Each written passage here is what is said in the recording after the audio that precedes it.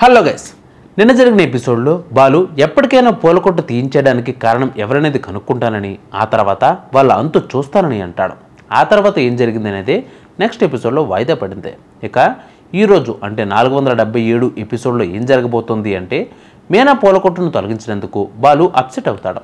అసలు ఆ చిన్న పూలకొట్టుపై ఎవరి కన్ను పడిందోనని రగిలిపోతాడు. ఇక కామాక్షి నాకు ఇంట్లో వాళ్ళపైనే అనుమానం ఉందని చెబుతుంది. మీనాక్షి ఆ మాట అనగానే ప్రభావతి రోహిణి భుజాలు తడుముకుంటారు. వాళ్ళు ఇంట్లో వాళ్ళైనా బయటి వాళ్ళైనా సరే సాక్ష్యాధారాలతో దొరికిన సమయం మాత్రం అస్సలు ఊరుకునేది లేదని అంటాడు బాలు. ఇక మీనా ఎంతో బాధపడుతూ ఉండడంతో ఊరుకోమని చెబుతాడు. పోలుకొట్టుపోయిందనే బాధలో మీనా భోజనం చేయకుండా అలాగే ఉంటుంది. మేడపై ఒక్కతే కూర్చుని పుట్టెడు శోకంతో కుమిలిపోతుంది. తన బాధను బాలు చూడలేకపోతాడు.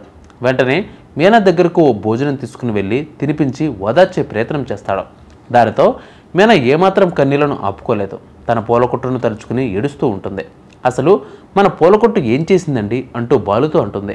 సమాజంలో కొందరు అలాగే ఉంటారని అంటాడు బాలు. వారందరినీ పట్టించుకుంటే మన జీవితం ముందుకు వెళ్ళదు. నేను ఇంట్లోకి మాత్రం రాగలిగాను, కానీ ఈ ఇంట్లో మా అమ్మ ప్రేమను ఏమాత్రం నోచుకోలేకపోతున్నాను. కొన్ని అంతే మార్చలేమని అంటాడు. కానీ మా నాన్నమ్మ చెప్పినట్లు సముద్రంలో ఎగిసిపడే అలలే మనకు ఆదర్శనమని మీనాతో అంటాడు. ఇక మన జీవితంలో కూడా ఎన్నిసార్లు కింద పడ్డా పైకి లేస్తూనే ఉండాలని అంటాడు. ఇప్పటికే నాకు కారు పోయి ఆటో పోయి మళ్ళీ కారు వచ్చింది. అలాగే నీకు కూడా ఏదో ఒక రూపంలో పూల వ్యాపారం నడుస్తూనే ఉంటుందని, దానికి నేను హామీ ఇస్తున్నానని చెప్పి భోజనం తినిపిస్తాడు. ఇక పూలకొట్టును కోల్పోయినందుకు మీనా బాలు చాలా బాధపడతారు. రాత్రి నిద్ర కూడా పోలేరు.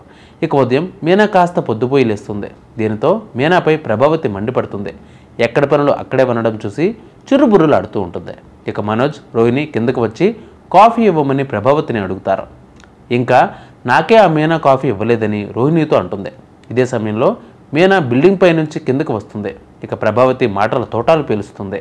నిన్నటి వరకు పూల వ్యాపారం ఉండేది, ఇప్పుడు ఏ పని పాట లేదు కదా, ఎందుకు ఉదయమే లేచి ఇంటి పనులన్నీ చేయలేదని ప్రశ్నిస్తుంది. నేను ఒక్కదాన్నే చేయాలని ఏమీ లేదు కదా, రోహిణికి కూడా కాఫీ పెట్టుకోవచ్చు కదా అని తిరిగి ప్రశ్నిస్తుంది. ఎవరి పనులు వారే చేసుకుంటూ నువ్వు కాలు మీద కాలేసుకుని కూర్చుని తింటావా అని ఎగతాళి చేస్తుంది. ఇక వెనకాలే బాలు వస్తాడు. నా భార్య మీనాను ఎందుకు దూషిస్తున్నారని ప్రశ్నిస్తాడు. ఎలాంటి తప్పు చేయని నా భార్యపై మాటలు అంటే అసలు ఊరుకోనని హెచ్చరిస్తాడు. ఇకపై మీనా ఇంట్లో పనులు చేయదని, ఎవరి పనులు వారే చేసుకోవాలని అంటాడు.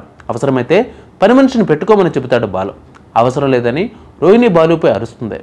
మేము బయటికి వెళ్ళి కాఫీ తాగుతామని అంటుంది. మరోవైపు బాలు మీనా విషయంలో చాలా బాధపడతారు. మీనాకు పూలకొట్టు పోవడంతో మళ్ళీ పని మనిషిగాలని చూస్తున్నారని ఆవేదన చెందుతాడు. ఎలాగైనా మీనాకు మరో వ్యాపారం ఏర్పాటు చేయాలని అనుకుంటాడు. ఇక ఇదే సమయంలో తన స్నేహితుడు రాజేష్ దగ్గరకు వెళ్తాడు. ఇంటి దగ్గర జరిగిన సంగతి అంతా చెబుతాడు.